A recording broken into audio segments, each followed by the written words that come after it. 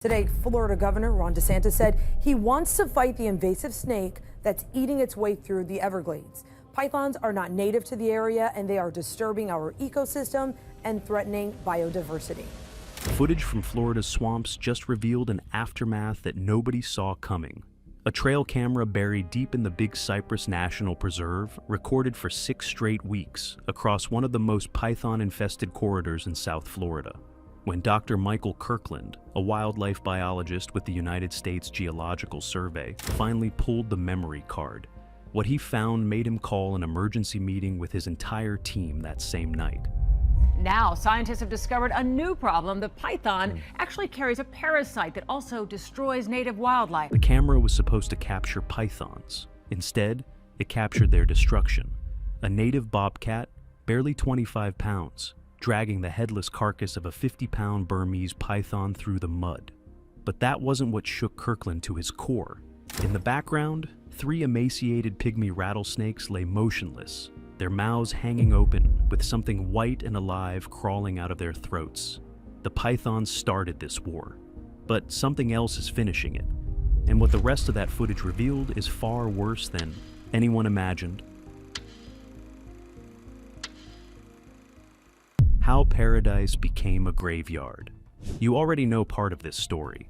In 1992, Hurricane Andrew ripped through South Florida at 165 miles per hour. It destroyed a reptile breeding facility south of Miami. Burmese pythons escaped into the Everglades. At the same time, thousands of pet owners were dumping their overgrown $10 pet snakes at the edge of the swamp, thinking they were setting them free. They weren't. They were arming an invasion. Here's the catch. The Everglades was the perfect weapon for these animals. Over 1.5 million acres of subtropical wetland, heat, humidity, and an endless buffet of native wildlife that had never encountered a predator like this in their entire evolutionary history. A raccoon had no frame of reference for a 15-foot ambush predator that could see its body heat in total darkness. It was like releasing wolves into a petting zoo. The pythons didn't just survive, they dominated. A single female lays up to 100 eggs at a time. No natural predators to stop them. Their population went vertical. Today, estimates range from 100,000 to over 300,000 Burmese pythons in South Florida.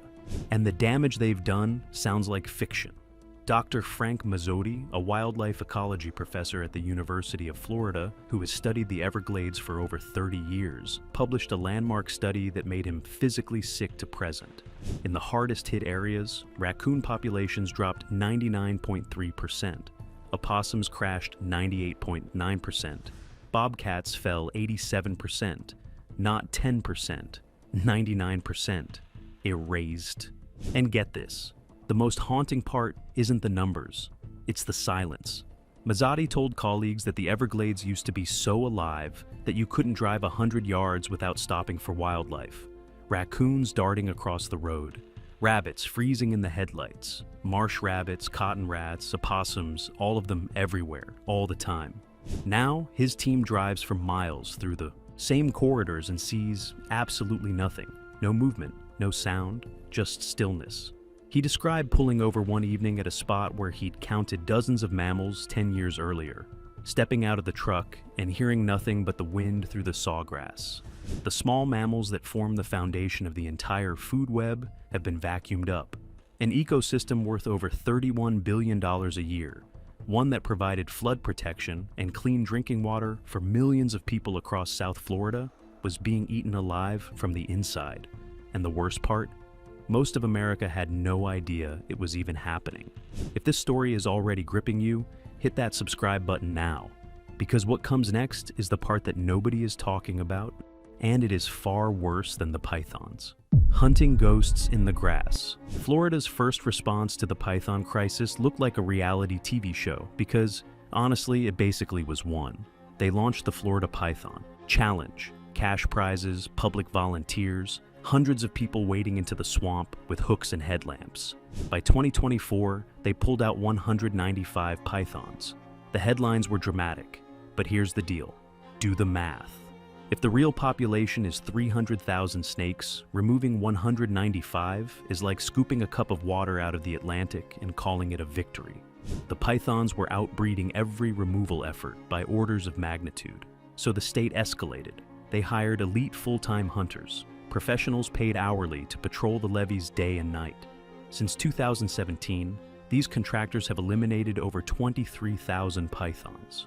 Donna Khalil, one of the most prolific python hunters in the program, told the Miami Herald that some nights she catches 3 in a row. Other nights, nothing for weeks. She described it as hunting ghosts. You know they're there, you can feel it, but you can't see them. Now, here's where it gets insane. Even that massive kill number, 23,000, likely represents less than 5% of the total population. For every snake they pull out of the grass, 20 more hatch hidden in the endless sawgrass where no human will ever reach. Florida tried everything. Drones with thermal cameras, useless. Pythons are cold-blooded. To a thermal sensor, they look exactly like warm rocks. Robot rabbits designed to lure pythons into ambushes? The snakes ignored them completely. They're ambush predators. They wait for real prey. The only thing that partially worked was the Judas snake program, where researchers like Ian Bartoszek from the Conservancy of Southwest Florida would capture a male python, implant a GPS tracker, and release him to lead them to breeding females. Bartoszek's team has removed some of the largest pythons ever recorded this way, but he's the first to admit it's painfully slow, wildly expensive, and impossible to scale across 1 million acres of swamp. And this is the part that keeps hunters awake at night. The veteran trackers say the snakes are getting smarter. Year after year, they avoid the levees. They retreat deeper into the interior where airboats can't reach. Mike Kimmel, a contracted python hunter known as the Python Cowboy, said something chilling in a recent interview. He said these animals are learning. They're adapting to us faster than we're adapting to them. The technology was failing. The hunters were outmatched. The situation looked completely hopeless. But while humans were losing this war on the surface, something far more terrifying was happening underground. Something microscopic. And it was about to change everything. The invisible plague. This is the chapter that turns the entire story on its head. What if Florida's most dangerous threat was never the 20-foot python? What if it was something you couldn't even see? Dr. Terrence Farrell, a herpetologist at Stetson University, was conducting routine health examinations on native Florida snakes when he noticed something deeply wrong: garter snakes, pygmy rattlesnakes. Species that had lived in Florida for thousands of years. They were showing up emaciated, lethargic, struggling to breathe. Farrell told his graduate students that something new was killing these animals, and it wasn't the pythons. Not directly. When his team opened the snakes up, what they found made one researcher leave the room. The lungs were packed. Dozens of tiny, pale, writhing worms tangled together in knots, feeding on blood and tissue, clogging the airways like wet cement. Some of the snakes had worms crawling out of their mouths as they gasped for their final breaths. The parasite's name is Reintroducing orientalis. Scientists call it the snake lungworm, and it hitched a ride to Florida inside the Burmese pythons. Here's the catch. The pythons carry this worm, but it barely affects them. They co-evolved with it in Southeast Asia over millions of years. Their immune systems keep it in check. They're carriers. But Florida's native snakes, they have zero defense. Zero recognition. Their immune systems have never encountered this organism in their entire evolutionary history. It's like exposing an uncontacted tribe to smallpox. And get this, the transmission chain is a nightmare. An infected python deposits waste in the swamp. Cockroaches consume the waste and pick up the microscopic larvae. Frogs eat the cockroaches, and then a native snake eats the frog. Completely normal behavior, the kind of meal these snakes have eaten 1 million times. Except now, that meal is a death sentence. The larvae don't stay in the stomach. They bore through the stomach wall, one by one, like tiny drill bits. They migrate through the body cavity, threading between organs. And they settle in the lungs, where they anchor themselves to the tissue and begin feeding on blood. Slowly, methodically, the airways fill. The snake begins to struggle for each breath. Its body weakens. It can't hunt. It can't escape predators. And eventually, it suffocates from the inside. Sometimes over days, sometimes over weeks. It's not a quick death. It's a drowning in slow motion. Researchers have found snakes in the field, with their mouths gaping open, their bodies too weak to move, with pale worms visibly crawling from their throats. Farrell said it was one of the most disturbing things he's witnessed in 30 years of field work. Dr. Melissa Miller, a parasitologist at the University of Florida, led a survey that revealed the true scope of the disaster. At least 18 different native snake species are now infected. The parasite has been detected as far north as Jacksonville, hundreds of miles from the Everglades.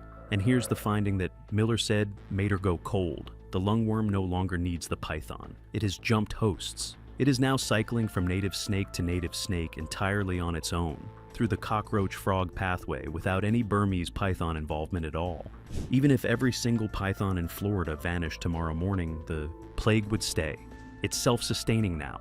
So now Florida faces a catastrophe on two fronts. The pythons are eating the mammals from above. The worms are destroying the native reptiles from below. The food web is collapsing from both ends simultaneously, like a building being demolished from the roof and the foundation at the same time. But here's the deal. Buried inside this horror, scientists found one bizarre anomaly. The Florida cottonmouth, a venomous pit viper, appears to be resistant to the lungworm. Farrell's team found cottonmouths in heavily infected areas, showing almost no parasite load. Nobody can explain it yet. Is there something in their blood? Some immunological secret that could save the other species? Nobody had the answer. But while researchers were scrambling to understand the plague, the state of Florida made an announcement so audacious that the entire internet thought it was a hoax.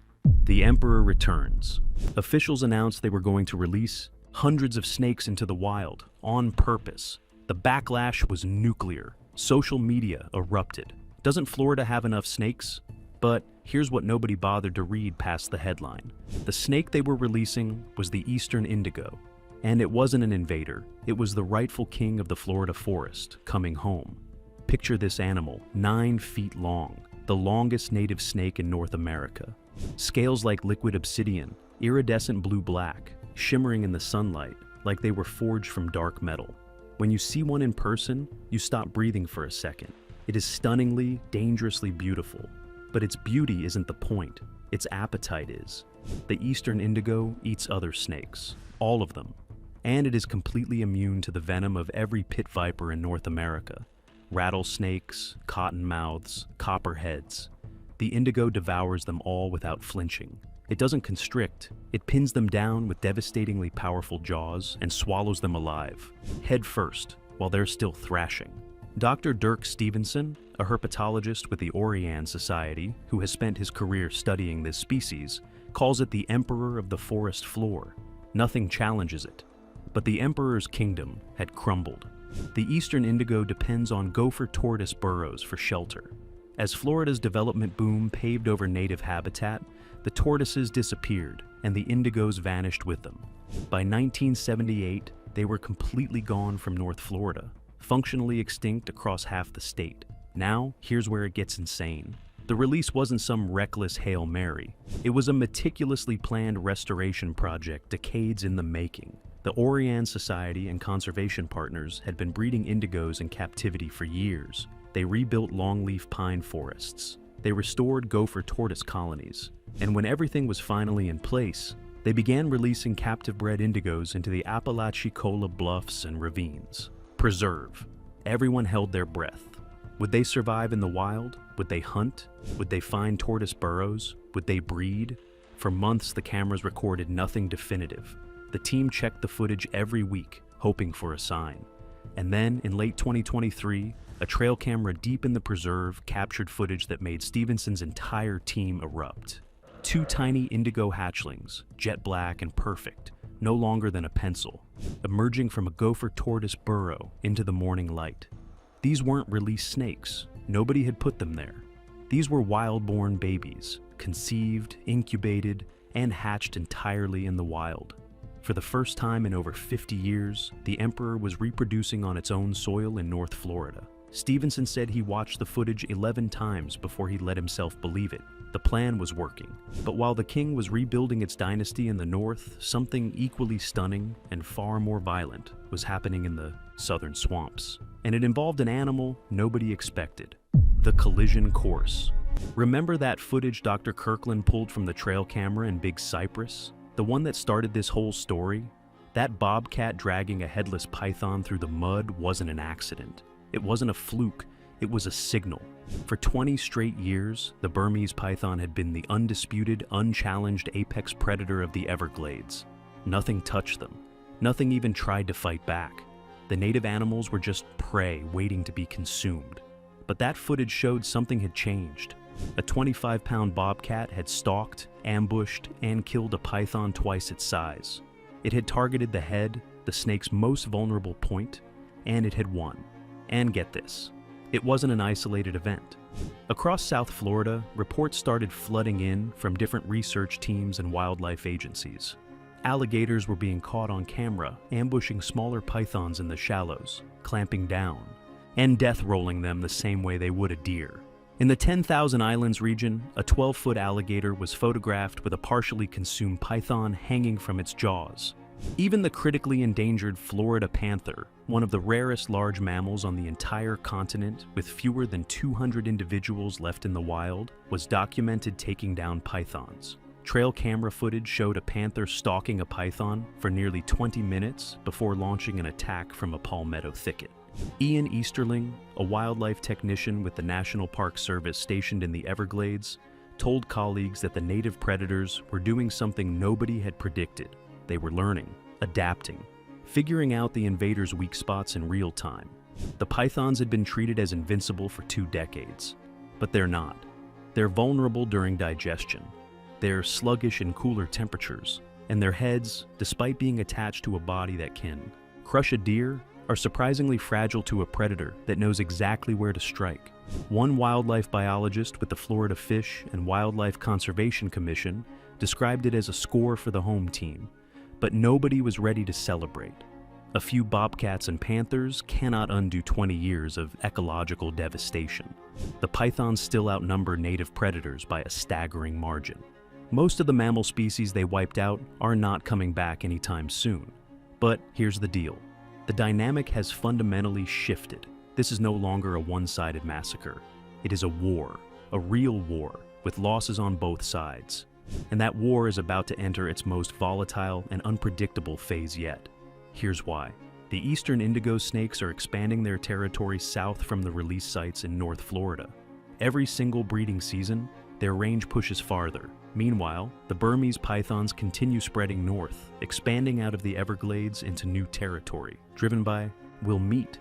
And this is the part that keeps them from being able to reproduce will meat. And this is the part that keeps researchers awake at night. What happens when the emperor meets the invader? Can an eastern indigo, an animal built to dominate other snakes, immune to rattlesnake venom, with jaws powerful enough to swallow a cottonmouth alive, actually take down a full-grown Burmese python? Dr. Stevenson says he honestly doesn't know. A juvenile python, 3 or 4 feet long, absolutely. The indigo would overpower it without hesitation. But a mature 15-foot Burmese python that outweighs the indigo by a factor of 5? That's a completely different fight. Nobody has ever observed that encounter in the wild. Nobody knows who wins, and looming over all of it, like a shadow that neither side can see, is the lungworm. The parasite that doesn't care whether a snake is native or invasive, venomous, or harmless. It kills indiscriminately. It has no loyalty. It has no strategy. It just spreads. And if the lungworm reaches the indigo population before they can establish self-sustaining breeding strongholds farther south, it could wipe out the emperor before the real war even begins. Stevenson admitted that possibility terrifies him more than the pythons ever did. The footage from Florida's swamps has revealed an aftermath that nobody expected. It's not just a story of death and silence anymore.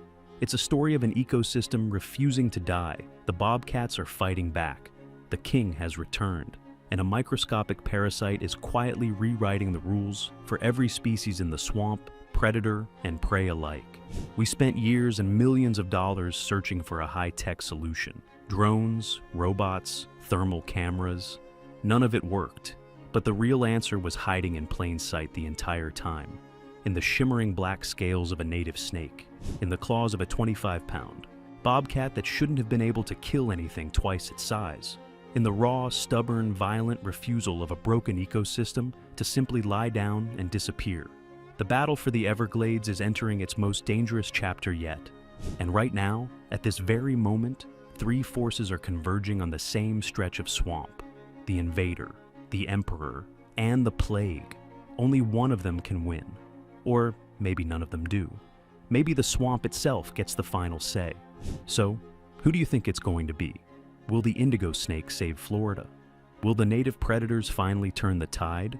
Or will the lungworm consume everything, native and invasive alike, before anyone has a chance to stop it? Drop your prediction in the comments. And if you want to see what happens next in this story, subscribe, because the swamp has plenty of secrets left that even the scientists haven't found yet.